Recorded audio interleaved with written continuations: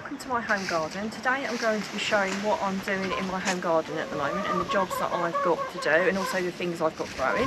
So if you've not already subscribed to my channel, if you could please do so, because you'll get lots of helpful hints and tips from my home garden, my allotment, and also my home kitchen. So there's plenty of things that can be done this time of year. So one of the things I've been doing is I've been growing Christmas potatoes. If we just take a look at them, I'm obviously not going to nip them or dip them yet. I'm going to have to wait till close to the time, and I've still got some of my main crop anyway.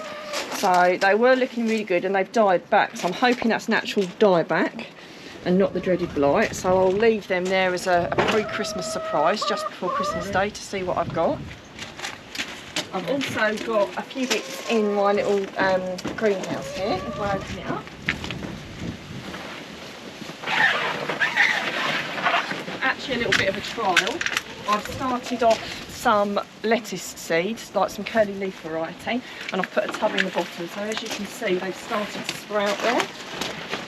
So I don't exactly know what I'm going to get. It's a bit of an experiment, but it's just one of those things. Even if I only get a little bit, it's worth it. I genuinely do find those curly leaf salad varieties quite hardy. So with the shelter of the greenhouse and being zipped up in that little plastic greenhouse as well, hopefully I'll get something. I'll just zip that back up, otherwise I might forget. With my chickens, because it can get quite wet and muddy this time of year, we often get a bale of straw. Now it costs as much to get a tiny little bale of straw as it does to get a great big one that you can barely fit in the back of your car. But the great thing with getting one of those big ones is you put the whole bale in there. You break it up a little bit, but part of the fun for the chickens is actually them pulling it apart. So it does two things. It gives them some enjoyment and something to do, and it also stops them from getting so muddy there as well. So it's kind of like a win-win really. You can see there's still a bit of a mound of it up the back there where they've not completely broken the bale, but gradually they'll spread it all around as they're scrubbing them. As you can see, that one's doing it, and they completely love it, and it just makes it just a little bit more comfortable for the chickens. So that's something that we do, and it's worth the £3.50 or whatever it is to make them more comfortable and to make their lives more enjoyable. It's one of the reasons why we have chickens. As we move over to my little bit where I grow things during the year, as you can see, there's not an awful lot here. I've had this thyme plant for quite a few years now, and it's served me really, really well. But as you can see, it's getting really, really woody, and it's actually kind of growing over onto the path. So this year I'm going to just dig it out, and I'm going to get some new in the spring and get some different flavours, because there's different types of thyme, all different kinds of flavours. One of my favourites is lemon thyme, but I'll have a good look around and I'll get some smaller plants, and no doubt they'll last me quite a few years. But I think that one has well and truly earned its way in my garden. So I've still got a little bit of rocket there. You know, I won't dig that up. All the while it's still producing, I can still be pulling off a few leaves to eat. And also I had some surprise pea shoots start to grow. They've self-seeded themselves. Now again, you know, I'm not going to grow them into peas, and it's unlikely that they would even get that far anyway, but they will go into salads and things like that. You know, pea shoots are quite lovely in a salad, so I'm just going to leave them there and I'll pick off them as and when I need them.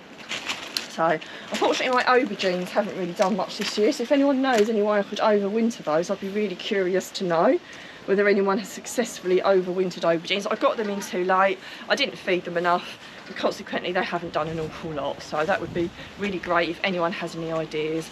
With feeding the birds, it's something we do quite a lot, and with the winter months coming up, it's really important that you do look after the birds because they struggle for food sometimes. We have got a video on how to make your own bird food, so if you'd like to take a look at that, that's something really fun and really useful you can be doing, something that we love and quite often get the whole family involved in making the fat balls, and the birds absolutely love them. As we move over to the summer house, we've got some chilli plants in there, and I've already pruned some of them. So if you want to take a look in there, I've got a selection of chilli plants. You can see that I've actually pruned those two ready to overwinter them. I will do the others, but I haven't got to those yet. We have got a video on that, so if you want to overwinter your chilies to get an early crop, you can watch that video too.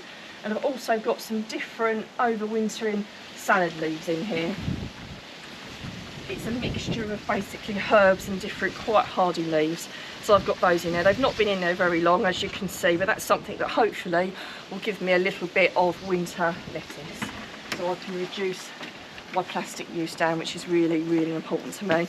I've got various other herbs along here, some catmint and also some marjoram and also another kind of mint. I've given that a little bit of a haircut, and that's something that I use a lot of fresh herbs, and you can dry those as well, and I have got a video on that as well if you've never dried herbs before.